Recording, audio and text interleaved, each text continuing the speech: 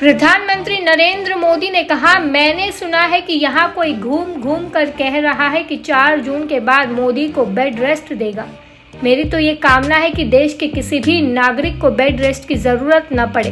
देश का हर नागरिक ऊर्जा से और उत्साह से भरा हो। उन्होंने कहा, अरे इंडी वालों, अपनी मनमानी से, आपकी इच्छा से अब देश नहीं चलता।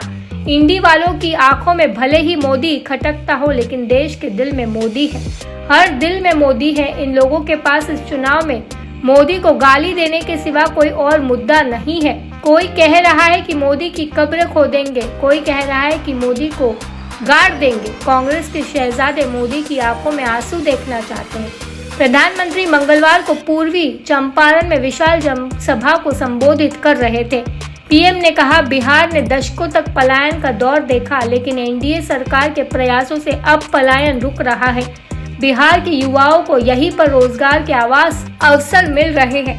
देखिए ये कैसे लोग हैं। प्रभु राम लला की प्राण प्रतिष्ठा के कार्यक्रम का मंदिर वालों ने उनके घर जाकर निमंत्रण दिया कि आप प्राण प्रतिष्ठा में आइए, लेकिन इन्होंने रामलला के प्राण प्रतिष्ठा का निमंत्रण ठुकरा दिया।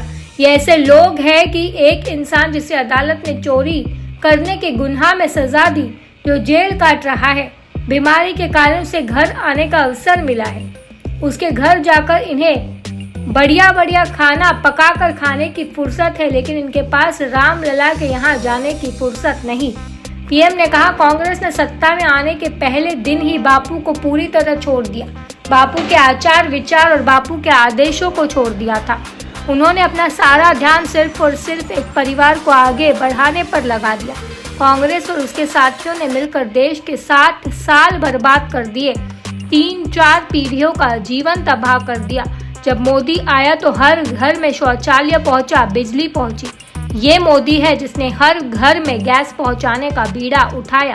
ये मोदी ही है जो हर घर तक नल से जल पहुंचाने के लिए दिन रात मेहनत कर रहा है। कांग्रेस और आरजेडी ने आपको सिर्फ और सिर्फ तरसा कर रखा। 60 वर्षों में इन लोगों ने बड़े बड़े महल बना लिए, स्विस बैंक में अकाउंट खुल गए। आपके पास पेट भरने को अन्न नहीं था, लेकिन इन लोगों की तिजोरियां और अलमारी नोटों की गड्डियों से भरी हुई है। आपके बच्चों के पास पढ़ने के लिए स्कूल नहीं था, लेकिन इनके बच्चे विदेशों में जाकर पढ़ते रहे। गरीब परेशानी और मुश्किल में था, लेकिन इन्हें कोई फर्क नहीं पड़ा। प्रधानमंत्री ने कहा, आपका ये उत्साह और आशीर्वाद दिख रहा है कि 6ठे और 7वें चरण में देश में क्या होने वाला है। कल ही पहले 5 चरण का चुनाव पूरा हुआ। पहले चरण में इंडी गठबंधन पस्त हो गया था।